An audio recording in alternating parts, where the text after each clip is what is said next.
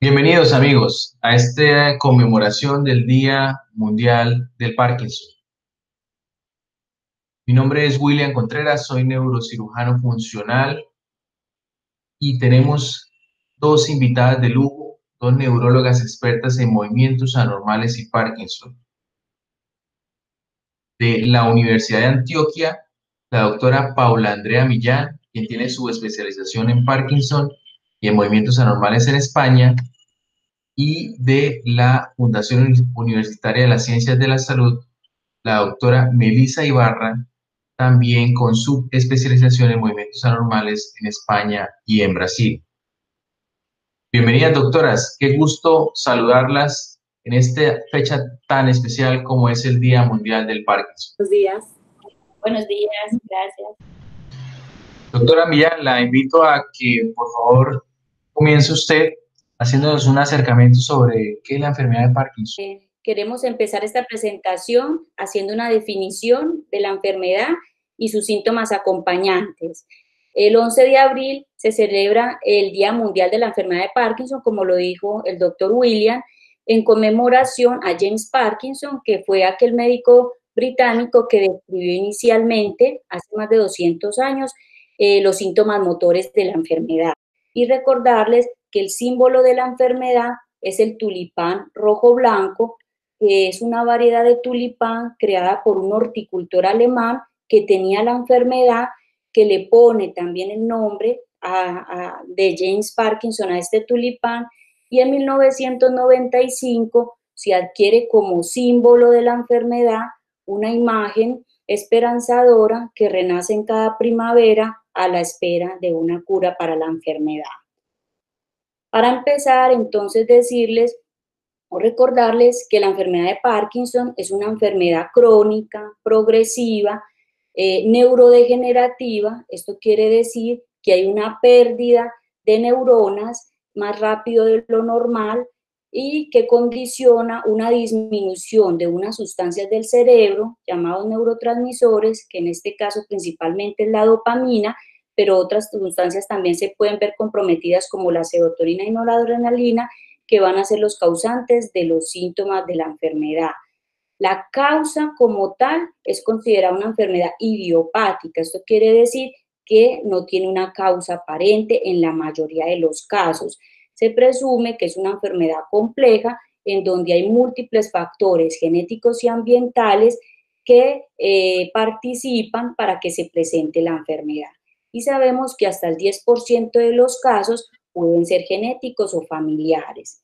Dentro de la prevalencia, el factor de riesgo más importante para la presentación de la enfermedad es la edad. De ahí que tengamos un 2% de la prevalencia de la enfermedad en mayores de 60 años. Recordar que aunque esta es una enfermedad crónica, progresiva y que no tiene como tal cura, no se considera una enfermedad huérfana o una enfermedad catastrófica, ni tampoco se considera una enfermedad mortal.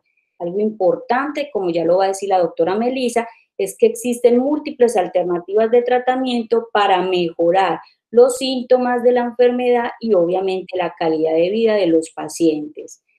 Dentro, para el diagnóstico sigue siendo eminentemente clínico, ¿sí? En la consulta, el neurólogo hará una evaluación del paciente y definirá si tiene o no enfermedad de Parkinson basado en los síntomas motores, como lentitud, rigidez o temblor. Cuando hay casos dudosos, nos apoyamos de algunos métodos o pruebas auxiliares, en el cual aquí en Colombia tenemos disponible la ecografía transcraneal, que le hemos puesto de sustancia negra para diferenciarla de otras ecografías del cerebro que evaluarán más la parte vascular cerebral. La enfermedad se clasifica en dos, de acuerdo a la edad de presentación: de inicio temprano antes de los 45 años, en donde toman pues es de importancia las formas genéticas o familiares. Sabemos que hay 22 mutaciones en este momento descritos que pueden dar parkinsonismo o enfermedad de Parkinson, y van a explicar el 30% de las formas familiares, el 30% de las formas familiares y el 5% de las formas esporádicas. Y el de inicio tardío, que serían los mayores de 45 años, que aquí la mayoría van a ser casos esporádicos idiopáticos o sin causa aparente. Dentro de los síntomas de la enfermedad, reconocemos claramente que es una enfermedad que es muy polisintomática, hay un gran grupo de síntomas motores y no motores que acompañan a la enfermedad. Dentro de los síntomas motores vamos a ver lentitud en los movimientos, ¿sí? Rigidez, temblor en reposo de las extremidades, pérdida de la expresión de la cara, disminución del balanceo de los brazos al caminar, y con el tiempo también podemos encontrar trastornos de la marcha, marcha a pasos lentos, dificultad para dar el paso, que serían los bloqueos de marcha, inestabilidad y caídas. Pero vemos y reconocemos que hay muchos pacientes que tienen un gran conjunto de síntomas que no son motores, principalmente a nivel gastrointestinal. Vamos a ver una salivación excesiva, una disminución del vaciamiento gástrico con sensación de plenitud o de llenura temprana, estreñimiento, que puede aparecer muchos años antes que los síntomas motores que caracterizan la enfermedad, sudoración profusa, síntomas cardiovasculares como mareo postural por disminución de la presión arterial y síntomas psiquiátricos como ansiedad, depresión e insomnio. Y con el tiempo muchos pacientes también pueden desarrollar trastornos de la memoria. Entonces, para terminar ya esta parte, algo importante a rescatar es que el proceso neurodegenerativo es diferente en cada individuo, por tanto, no todos los pacientes, a pesar de tener la misma enfermedad, van a tener la misma intensidad y la misma presencia de los síntomas motores y no motores. Hay que hacer una evaluación individual del paciente para poder hacer un tratamiento acertado de acuerdo a los síntomas incapacitantes. Y ya para terminar esta parte, quería traer a colación sobre la pandemia del COVID-19 y lo que tenemos en relación a los pacientes que tienen enfermedad de Parkinson. Sabemos que esta pandemia tendrá consecuencias importantes en nuestra sociedad, en nuestra forma de vida, y pues definitivamente esto va a repercutir en los pacientes que tienen esta enfermedad. Vemos que estos pacientes son mucho más susceptibles a tener más estrés psicosocial, y esto está mediado por la dopamina, que es deficiente en ellos, y obviamente por la cuarentena va a haber una menor actividad física. Esto va a condicionar un empeoramiento de todos los síntomas motores y no motores que acabamos de hablar.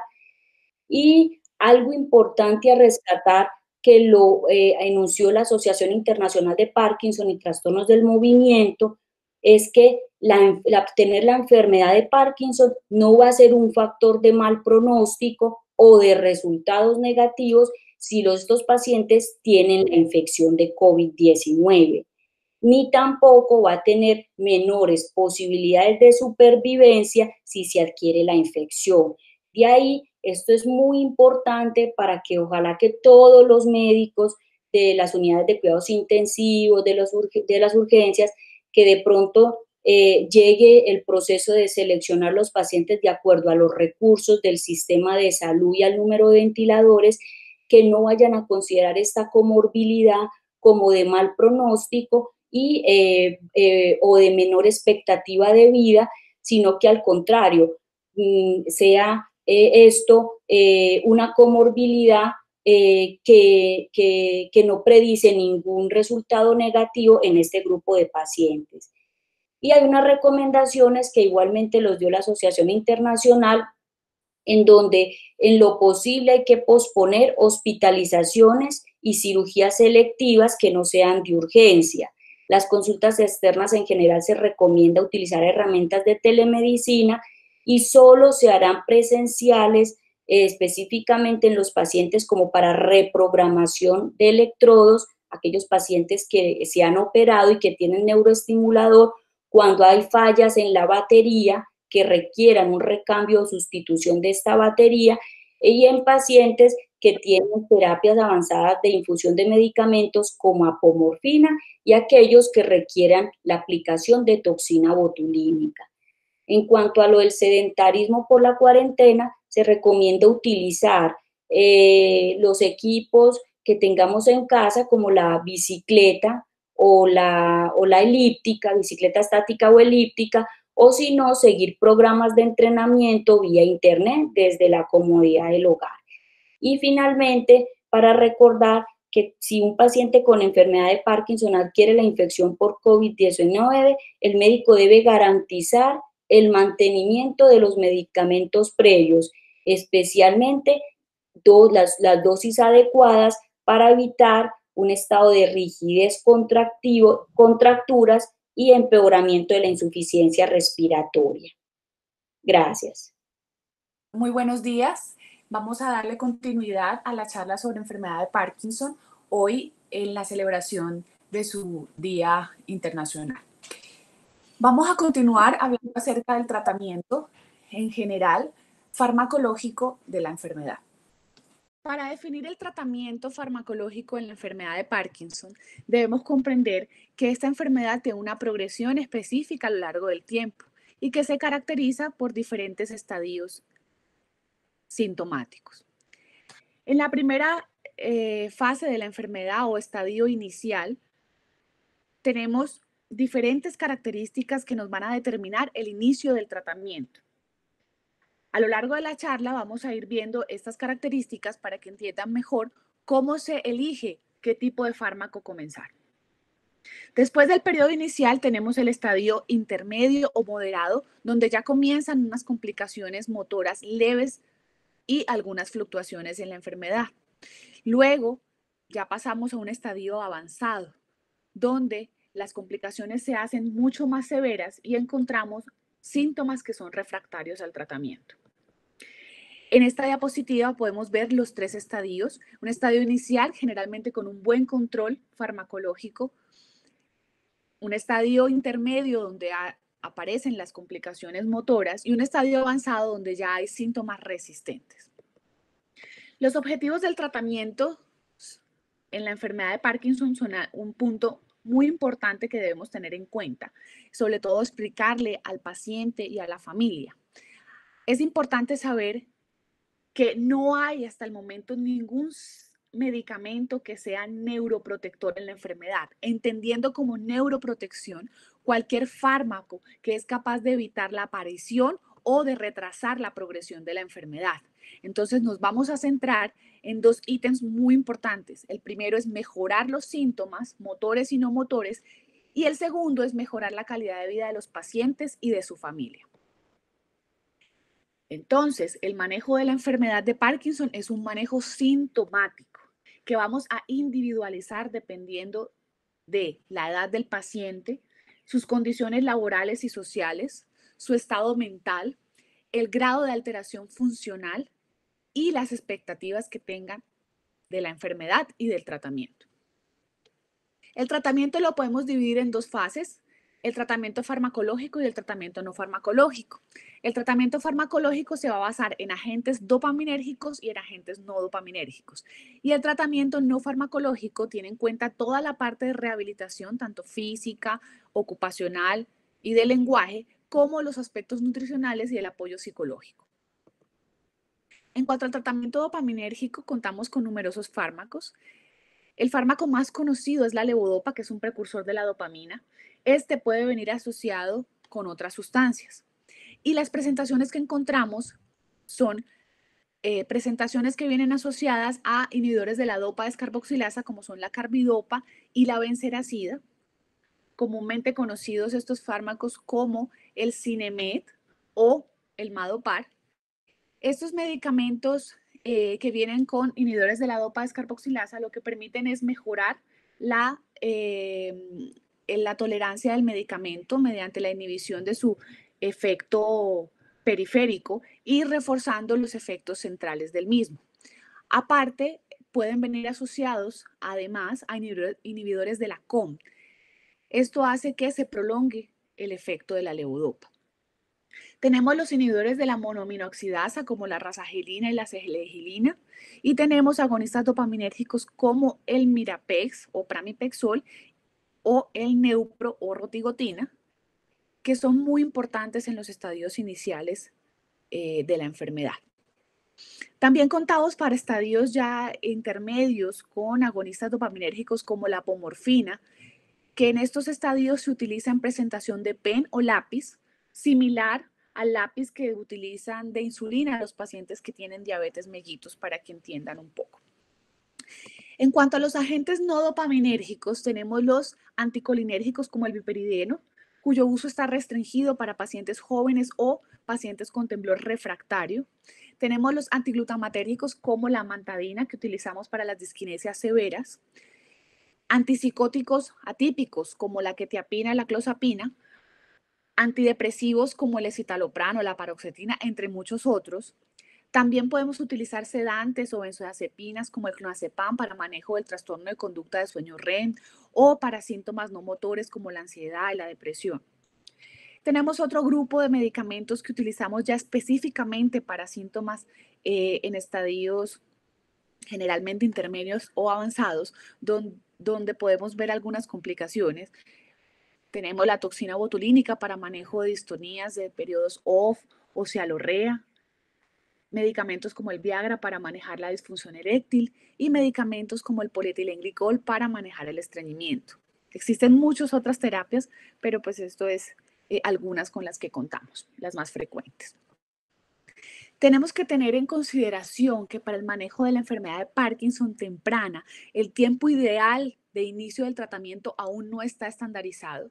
Debemos tener en cuenta el compromiso funcional, cuál es el impacto que genera en la calidad de vida del paciente, para así poder definir, junto con otros múltiples factores como la parte social y laboral, que nos van a ayudar a definir qué tipo de tratamiento vamos a comenzar. Los objetivos entonces son el control sintomático y la prevención en lo que más se pueda de las complicaciones motoras.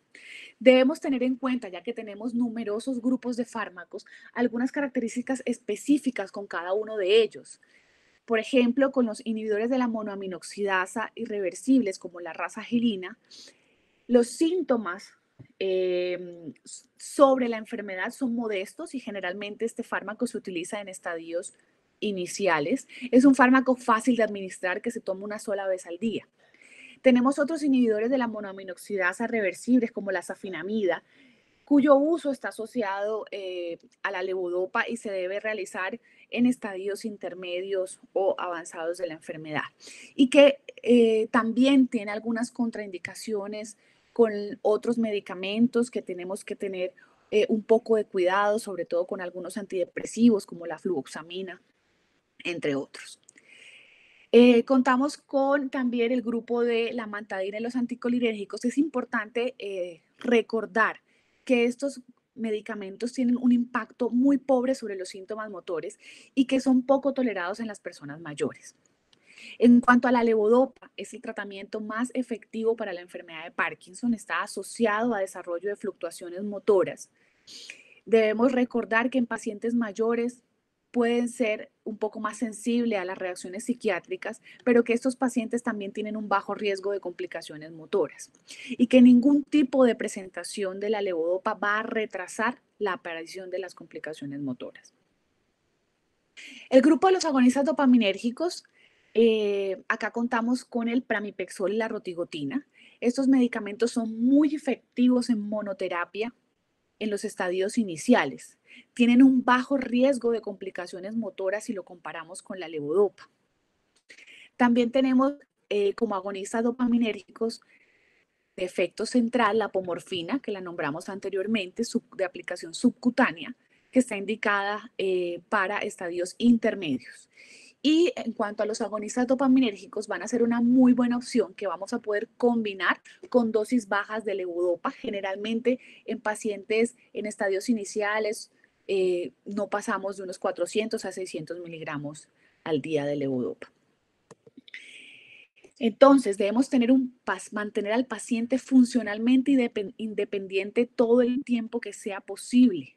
Debemos mantener el paciente activo activo, tranquilo, móvil, con un buen apoyo psicosocial y con un buen apoyo familiar, y tratar todos los síntomas que estén asociados a su enfermedad, no solamente centrarnos en la parte motora. Al principio del tratamiento, muchos síntomas no motores pueden responder a terapia dopaminérgica, pero en ocasiones debemos utilizar los otros fármacos no dopaminérgicos para mejorar los que no respondan. Tenemos un algoritmo para el tratamiento de la enfermedad de Parkinson inicial, entonces hacemos el diagnóstico, vamos a decidir si lo tratamos o no, esto en conjunto con el paciente y su familia. Si decidimos no tratarlo porque los síntomas son muy leves, vamos a hacer un control periódico para evaluar esos síntomas motores y no motores. Y si decidimos tratar, entonces abordamos la enfermedad de forma multidisciplinaria con el tratamiento no farmacológico, enfocándonos en su educación, en el apoyo psicológico, en el ejercicio físico y en las terapias ocupacionales y cognitivas. Debemos considerar la repercusión funcional que tienen los síntomas sobre el paciente y mirar qué síntomas no motores están presentes desde el principio para evaluar cómo va a ser su respuesta a la terapia dopaminérgica y si necesitamos otros fármacos que debamos utilizar. Si el compromiso funcional es un compromiso muy leve, generalmente vamos a iniciar con inhibidores de la monoaminoxidasa como la rasagelina. Si la repercusión funcional es moderada a grave, dependiendo de la edad, decidimos si iniciamos un agonista dopaminérgico, que generalmente lo hacemos en personas menores de 65 a 70 años, o si iniciamos de una vez con levodopa, que generalmente es en mayores de 70 años. Dependiendo cómo vaya evolucionando, vamos a ir haciendo las adiciones correspondientes. En cuanto a las terapias avanzadas y al perfil del paciente, estas terapias avanzadas son tratamientos que son dirigidos a conseguir también una mejoría sintomática y a mejorar la calidad de vida. Contamos con 3 tratamientos avanzados: la perfusión subcutánea de apomorfina, la perfusión intestinal continua de levodopa y la estimulación cerebral profunda. ¿Desde y hasta cuándo utilizar estas terapias? Entonces, debido a que la enfermedad de Parkinson tiene una heterogeneidad evolutiva muy diversa en los pacientes, no siempre es fácil predecir cuándo vamos a utilizar estas terapias avanzadas.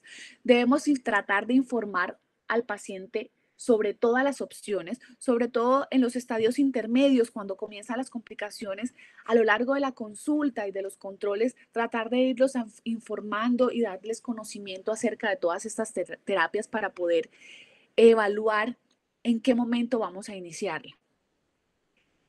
Es muy difícil escoger el momento, pero se debe ajustar al perfil de cada paciente.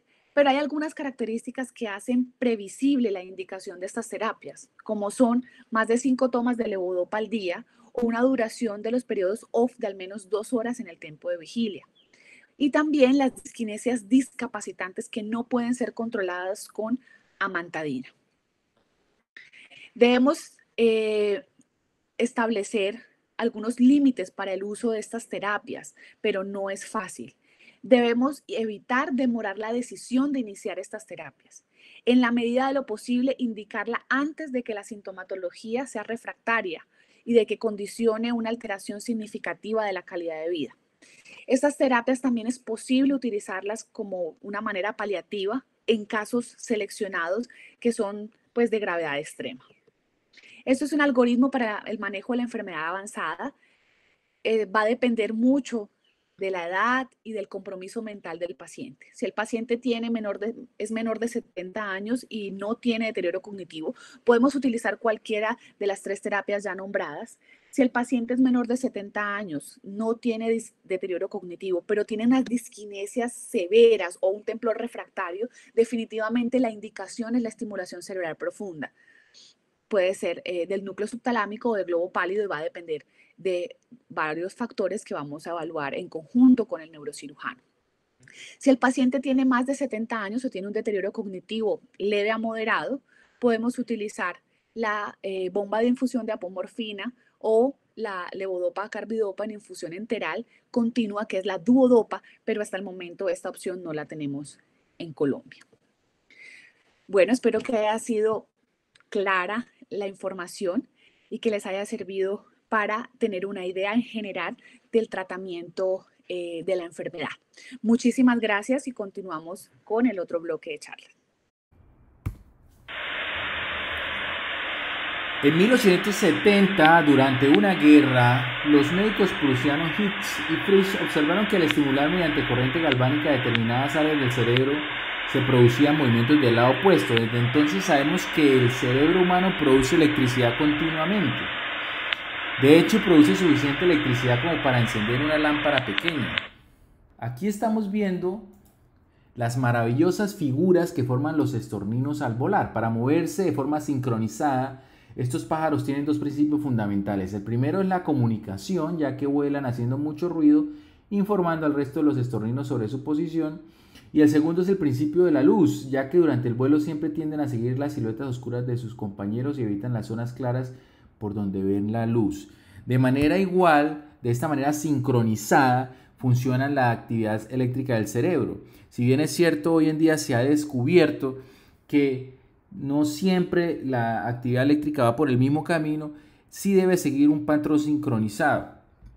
Sin embargo, en enfermedades neurodegenerativas como la enfermedad del Parkinson, el problema es que un grupo específico de neuronas comienza a morir una por una y esto causa problemas del movimiento y otros síntomas.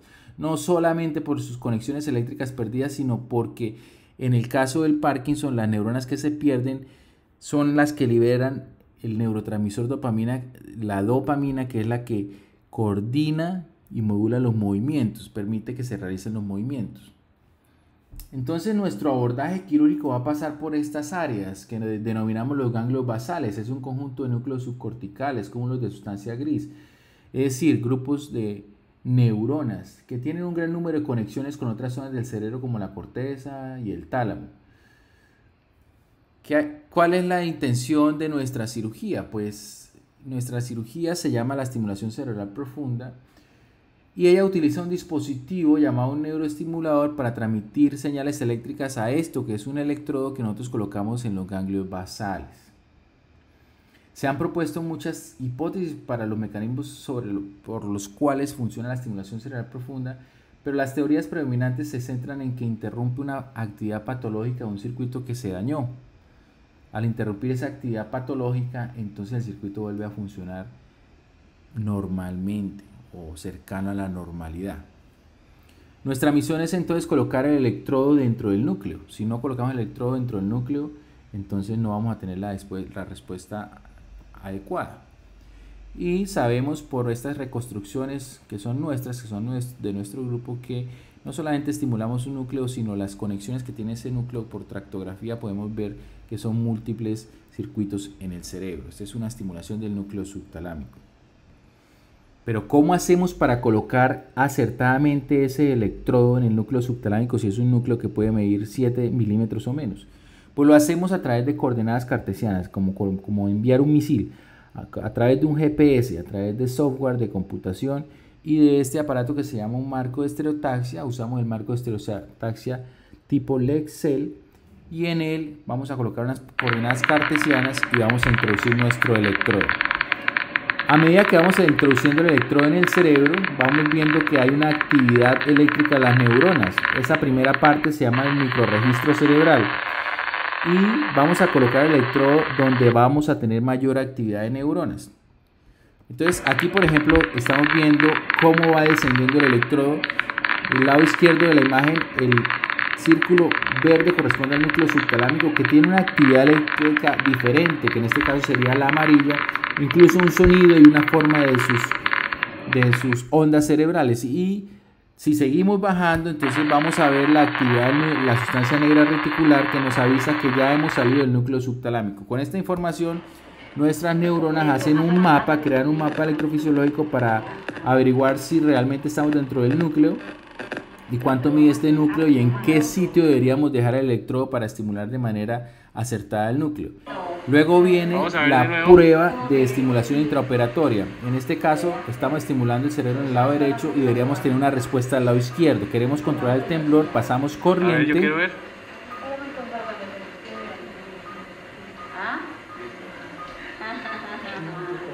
Y para el temblor, una vez dejamos de pasar la corriente, vuelve el temblor. pero tenemos una respuesta clínica acertada en el intraoperatorio. Es importante mencionar que los contactos son diferentes según las diferentes presentaciones de los electrodos. En este caso, por ejemplo, vemos un electrodo que hace una estimulación circunferencial y del lado tenemos un electrodo que nos hace una estimulación direccional, que son, digamos, la última generación de los electrodos. A nosotros nos gusta mucho usar los electrodos direccionales porque nos permiten evitar efectos secundarios de estructuras vecinas que no queremos estimular, que están muy cerca de los núcleos. Usted puede tener un efecto secundario, por ejemplo, no sé, cambio de la voz, podemos tener cambios en el comportamiento como depresión, hipersexualidad. Entonces, con este tipo de electrodos, controlando a dónde se envía la corriente, podemos disminuir esos riesgos. También es importante mencionar que todo el sistema queda internalizado, los electrodos y la batería, que funciona como un marcapaso cardíaco, pero en este caso para estimulación cerebral, todo queda internalizado. El paciente puede, después de, por supuesto, que sanen sus heridas, y entrar a una piscina, hacer todas sus actividades, ir al mar, eso no tiene ningún inconveniente. Lo que sí es cierto es que nosotros podemos modificar la actividad eléctrica de ese neuroestimulador a través de un control remoto. Pero hay que saber programar el paciente porque cada paciente tiene hasta 25.000 posibles programaciones. ¿Qué quiere decir programar? Como cuando usted programa su televisor, que le sube, le quita brillo, le sube y le baja el volumen. Igualmente, como sincronizando un radio, nosotros podemos subir o bajar la cantidad de energía y el sitio donde concentramos la energía de los electrodos para la estimulación cerebral profunda. Nos gusta llevar a los pacientes a la cirugía antes de iniciar el acto quirúrgico. ¿Cómo podemos hacer eso? A través de realidad virtual. Con estas gafas los llevamos a la sala de cirugía para que él entienda cómo sería la cirugía de él y poder moverse en todos los sitios donde él va a estar de 360 grados. Entonces él va a entender que le vamos a tener que colocar un marco de estereotaxia, hacer una tomografía, luego vamos a hacer una programación nosotros. Luego vamos a hacer la crenostomía, hay que hacer 2 agujeros en el cráneo para colocar los electrodos, son agujeros pequeños, pero el paciente debe saberlo para no generar ansiedad durante la cirugía. Luego tenemos acá la realidad aumentada y la realidad virtual. Algunos pacientes los ponemos a jugar videojuegos para que se distraigan mientras vamos avanzando en la cirugía. Luego viene todo lo que es el registro electrofisiológico. Luego viene la parte que tiene que ver con la estimulación. Aquí estamos viendo la estimulación eléctrica y luego nuestras neuronas van a hablar con el paciente. Este es un caso de un paciente nuestro.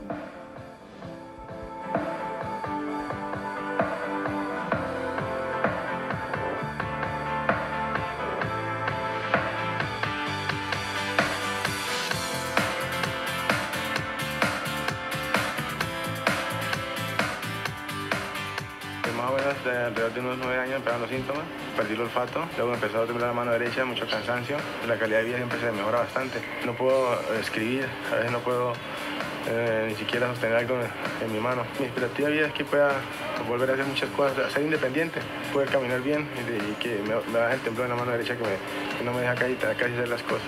Yo soy Silvino Malagón y quiero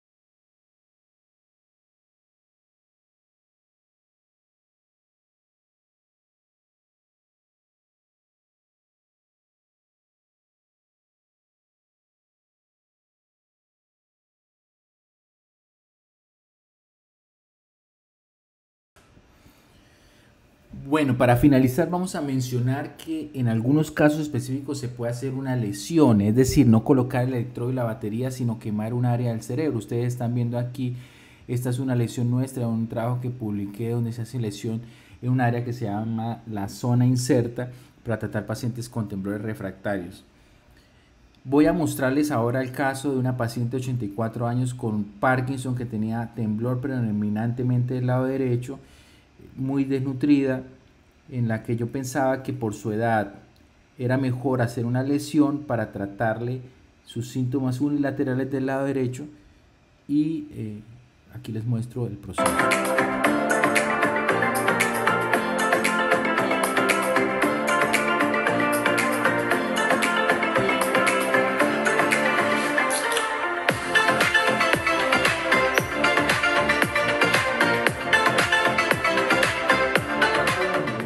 El brazo, Ernestina. ¿Y el temblor? Ay, yo no tiemblo.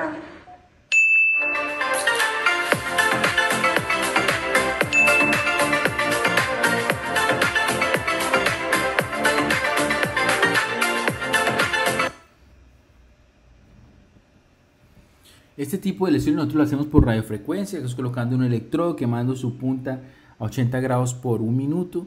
Hay que saber hacerlo muy bien porque es un procedimiento irreversible, pero funciona muy bien cuando está en adecuadas manos. También se ha venido proponiendo hacer a través de radiocirugía con Gamma Knife. Nosotros tenemos experiencia de utilizar el Gamma Knife, hemos publicado algunos trabajos para otras patologías, pero también se puede hacer en patologías como el Parkinson e incluso el ultrasonido, en el cual también trabajé en Harvard, que es una técnica novedosa, digamos que se está volviendo a instaurar en el mundo, aún no está en el país, donde se quita el cabello, se introduce el paciente en esta cabina con agua y a través de ultrasonido se pueden hacer unas lesiones siempre unilaterales. Sería una de las grandes diferencias también con la estimulación cerebral profunda. Esta es la clínica donde hacemos la mayor parte de nuestra práctica, la Clínica Foscal Internacional, y al frente tiene la Universidad UNAP, donde también somos profesores. Ya finalizando, esta es nuestra sala de cirugía, nuestro grupo quirúrgico, a quien agradezco por su permanente colaboración, nuestras neurólogas, que estamos los tres. Muchas gracias a todos por su amable atención y así conmemoramos el Día Internacional del Parkinson, sobre todo que exista concientización además en el público en general de que no juzguen al paciente con Parkinson, porque esta es una entidad que le puede dar a cualquier persona. Si usted está en la calle y ve a alguien temblando, no se detenga a mirarlo, porque eso para el paciente no es agradable. A todos muchas gracias, saben dónde contactarnos, un fuerte abrazo, cuídense mucho, adiós.